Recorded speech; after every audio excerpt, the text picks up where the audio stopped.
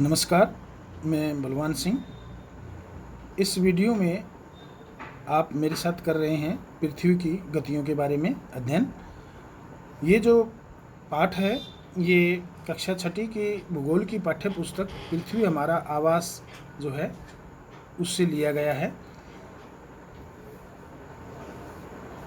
चलिए शुरू करते हैं। पृथ्वी की गतियाँ, मोशंस ऑफ द अर्थ। पृथ्वी की दो गतियाँ हैं, घूर्णन एवं परिक्रमण। घूर्णन गति, पृथ्वी अपने अक्ष के चारों ओर जो चक्कर लगाती है, अक्ष के चारों ओर जो घूमती है, उसको घूर्णन गति कहा जाता है। जैसे पंखा देखते हुए आप, पंखा जो है अपने अक्ष के चारों ओर घूमता है, इसी प्रकार पृथ्वी भी अपने अक्ष के चारों ओर पश्चिम से पूर्व की ओर घूमती है। दूसरी गति है परिक्रमण।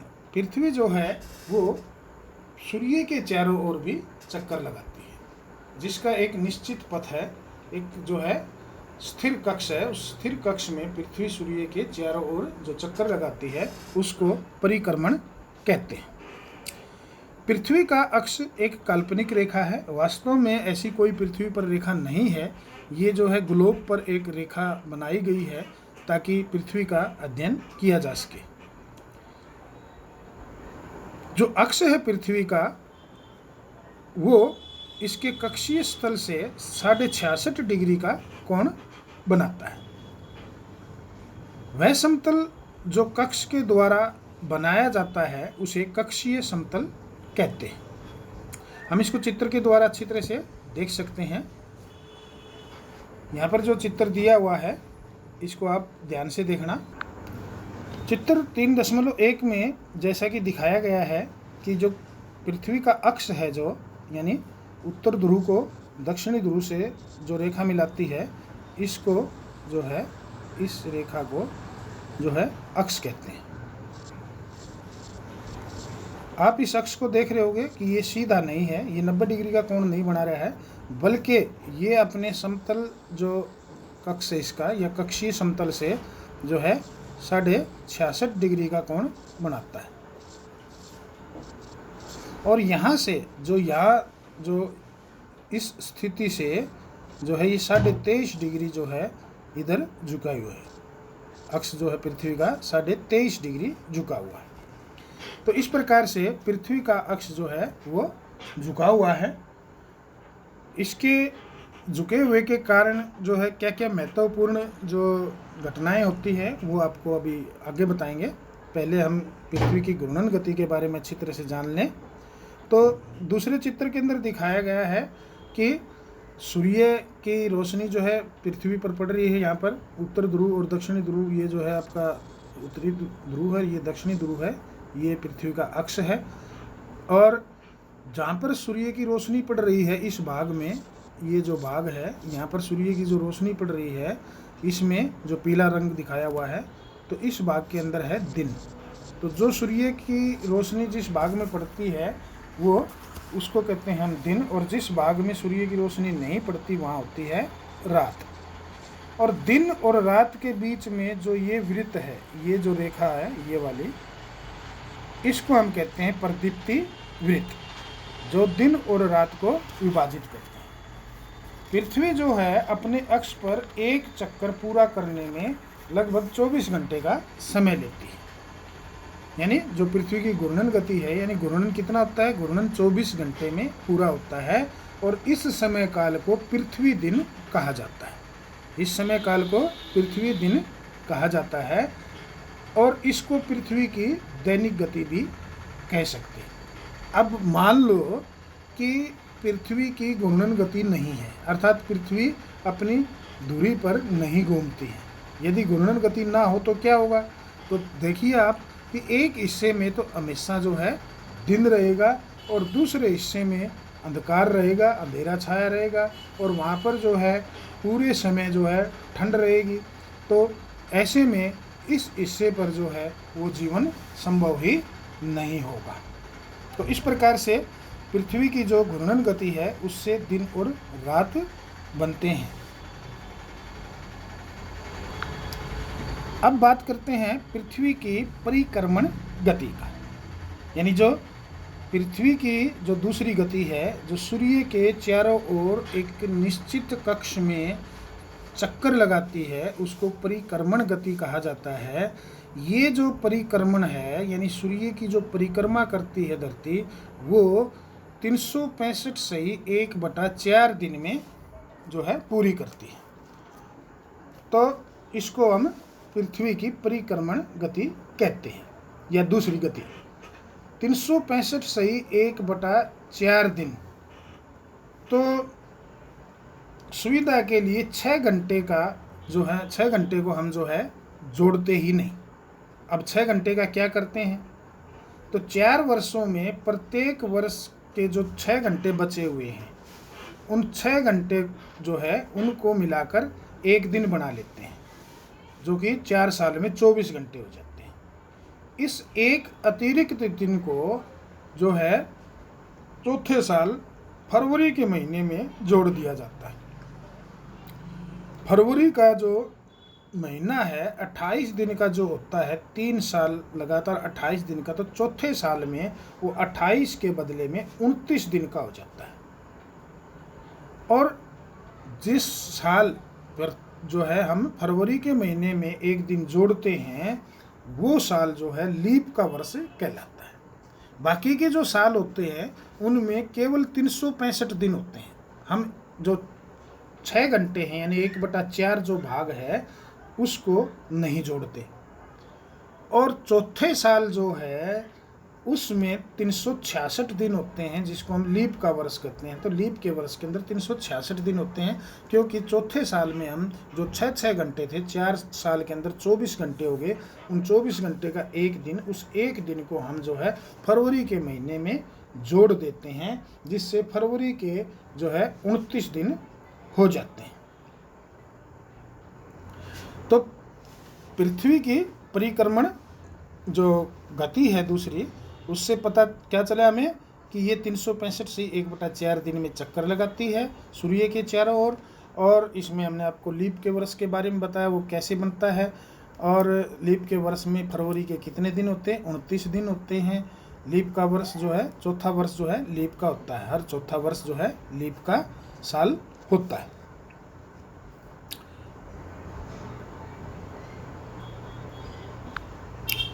अब हम देखते हैं कि अलग अलग समय में पृथ्वी की कैसी स्थिति होती है और इससे ऋतुओं में किस प्रकार से परिवर्तन होता है। आप ध्यान से देखें कि पृथ्वी जो है वो एक अपने जो है अक्ष पर झुकी हुई है।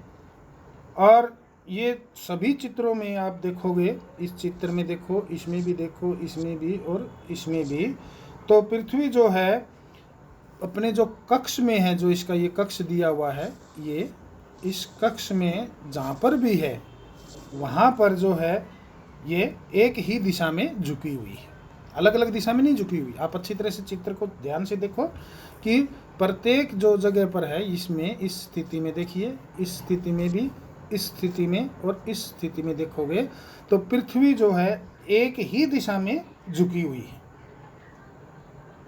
तो हम एक साल को सामान्यतः गर्मी, सर्दी, बसंत और शरद ऋतुओं में विभाजित करते हैं।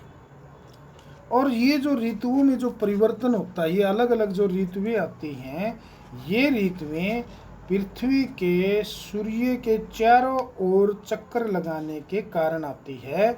और सूर्य के चारों ओर जब पृथ्वी चक्कर लगाती है तो पृथ्वी की स्थिति में परिवर्तन होता है, और उस परिवर्तन के कारण जो है ऋतुओं में भी परिवर्तन होता है।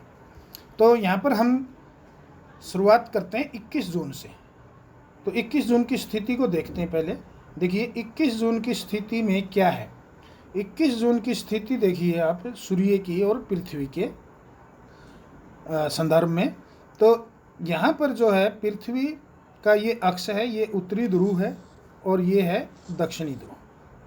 तो जैसा आप चित्र में देख रहे हो कि इसके अंदर जो उत्तरी गोलार्ध है, ये उत्तरी गोलार्ध सूर्य की ओर झुका हुआ है। उत्तरी गोलार्ध सूर्य की ओर झुका हुआ है। इसके कारण जो है कर्क रेखा के ऊपर, यानी जो कर्क रेखा है पृथ्वी की, कर्क रेखा पर जो है सूर्य की किरणें सीधी पड़ती है। कर्क रेखा पर सूर्य की किरणें क्या पड़ती है? सीधी पड़ती है, जिसके कारण जो है इन क्षेत्रों में बहुत ज़्यादा अधिक ऊष्मा प्राप्त होती है। हालांकि ध्रुवों के पास वाले क्षेत्र है वहाँ पर भी ऊष्मा प्राप्त होती है, लेकिन वहाँ पर कम होती है, क्योंकि सूर्य की किरणें वहाँ पर पहुँचने में काफ़ी तिरछी हो जाती है। तो तिरछी किरणों के कारण वहाँ पर जो है ऊष्मा कम होती है। तो उत्तर ध्रुव जो है सूर्य की तरफ झुका होता है और इसके कारण जो है उत्तरी ध्रुव में जो है लगातार 6 महीने का दिन रहता है। जैसा कि चित्र में देख रहे हो आप, ये ऊपर इस हिस्से के अंदर सूर्य की रोशनी जा रही है, तिरछी जा रही है, कम जा रही है, लेकिन यहाँ पर जो है सूर्य की रोशनी पहुँचती है, इसलिए यहाँ पर 6 महीने लगातार जो है दिन रहता है। क्योंकि उत्तरी गोलार्ध के बहुत बड़े भाग में सूर्य की रोशनी प्राप्त होती है, इसलिए जो है विषुवत वृत्त के उत्तर में जो है ग्रीष्म ऋतु होती है। इस जो है समय में यहाँ पर कौन सी ऋतु होती है? ग्रीष्म ऋतु। और जो दक्षिणी गोलार्ध है, दक्षिणी गोलार्ध में क्योंकि ये सूर्य से दूर है तो यहाँ पर शीत ऋतु होती है। तो उत्तरी गोलार्ध में ग्रीष्म ऋतु होती है और 21 जून की स्थिति में यहाँ पर सबसे लंबा दिन होता है और जो है रात सबसे छोटी होती है। इस स्थिति को उत्तर अयनांत भी कहते हैं, क्योंकि इस स्थिति में जो है उत्तरी गोलार्ध जो है वो सूर्य की ओर झुका होता है, इसलिए इसको उत्तर अयनांत का नाम दिया गया है। अब ये जो है इसके बाद अगली स्थिति देखते हैं हम, जो है वो 23 सितंबर की। अब 23 सितंबर को जो है आप देख रहे होंगे कि पृथ्वी जो है वो एक ही दिशा में झुकी हुई है, बिल्कुल सेम वैसे जैसे कि 21 जून को थी, बिल्कुल वो सेम उसी दिशा में उतनी ही झुकी हुई है। और यहाँ पर स्थिति क्या बनती है? यहाँ पर स्थिति बनती है कि सूर्य की किरणें जो है वो विषुवत वृत्त पर सीधी पड़ती है। सूर्य की किरणें विषुवत वृत्त पर सीधी पड़ती है, तो मकर रेखा और जो कर्क रेखा है उस पर जो है सूर्य की किरणें एक समान पड़ रही है। इसलिए इस यानी 23 सितंबर की स्थिति में जो है कोई भी ध्रुव सूर्य की ओर झुका हुआ नहीं होता, जिसके कारण जो है पृथ्वी पर, पूरी पृथ्वी पर दिन और रात बराबर होते हैं। इसे विषुव कहा जाता है। उत्तरी गोलार्ध में शरद ऋतु होती है और दक्षिण गोलार्ध के अंदर बसंत ऋतु। उत्तरी गोलार्ध के अंदर शरद ऋतु और दक्षिणी गोलार्ध के अंदर बसंत ऋतु होती है, और इस दिन दिन और रात बराबर होते हैं। अगली स्थिति देखते हैं हम, ये 23 सितंबर के बाद जो है 22 दिसंबर की स्थिति क्या कहलाती। देखिए 22 दिसंबर को पृथ्वी जो है बिल्कुल वैसे ही एक ही दिशा में झुकी हुई है, और ऐसे में जो है क्या हो गया, अब सूर्य के जो सामने सूर्य की ओर जो है वो दक्षिणी गोलार्ध, ये दक्षिणी गोलार्ध है, तो दक्षिणी गोलार्ध अब सूर्य के सामने झुका हुआ है और उत्तरी गोलार्ध सूर्य से दूर है। तो 22 दिसंबर को दक्षिणी ध्रुव के सूर्य की ओर झुके होने के कारण मकर रेखा जो है उस पर सूर्य की किरणें लंबवत पड़ती है, सीधी पड़ती है। इसलिए दक्षिणी गोलार्ध के बहुत बड़े भाग में उस दिन प्रकाश होता है इस समय में। इसलिए दक्षिणी गोलार्ध में लंबे दिन होते हैं और रातें छोटी होती हैं। बिल्कुल इसके ठीक विपरीत उत्तरी गोलार्ध में होता है, वहाँ पर रातें लंबी होती है और दिन छोटे होते हैं।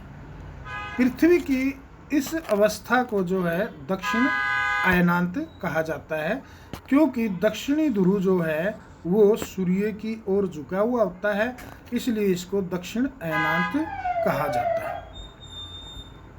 चौथी स्थिति देखिए, चौथी स्थिति के अंदर, अच्छा जी एक और यहाँ पर जो है, क्योंकि ये जो है दक्षिण ध्रुव जो है वो सूर्य की ओर झुका हुआ होता है, तो यहाँ पर सूर्य की किरणें पहुँचती है, तिरछी पहुँचती है लेकिन पहुँचती है। तो इस स्थिति में यहाँ पर इन भागों के अंदर जो दक्षिणी ध्रुव के जो रेखा के जो भाग हैं, इनमें 6 महीने लगातार दिन रहता है, बिल्कुल इसके विपरीत उत्तरी गोलार्ध में, यानी वहाँ 6 महीने की रात होती है। चौथी स्थिति जो है 21 मार्च की, अगर आप देखिए 21 मार्च को क्या दिखाया गया है कि बिल्कुल पृथ्वी जो है अपने अक्ष पर उतनी ही झुकी हुई है। सभी चारों स्थितियों के अंदर आपने अच्छी तरह से देखा है और चित्र के अंदर अच्छी तरह गौर से आप देख भी सकते हो। तो इसमें भी जो है क्या है कि सूर्य की किरणें जो है भूमध्य रेखा पर सीधी पड़ती है, भूमध्य रेखा पर सीधी पड़ती है, विषुवत रेखा भी कहते हैं भूमध्य रेखा को। तो भूमध्य रेखा पर सीधी पड़ने के कारण जो है कोई भी जो ध्रुव है वो सूर्य की ओर झुका हुआ नहीं होता, इसलिए पूरी पृथ्वी पर दिन और रात बराबर होते हैं। उत्तर ध्रुव में बसंत ऋतु होती है और दक्षिण ध्रुव के अंदर जो है शरद ऋतु होती है। तो इस प्रकार से पृथ्वी की जो है परिक्रमण गति के कारण पृथ्वी की ये स्थितियां बनी, जिसके कारण जो है पृथ्वी पर अलग अलग ऋतुएं जो है वो हमें देखने को मिली। तो पृथ्वी के घूर्णन के कारण जो है वो दिन और रात बनते हैं, और पृथ्वी की जो है परिक्रमण गति के कारण जो है ऋतुओं में परिवर्तन होता है। तो ये इतना ही था पाठ हमारा।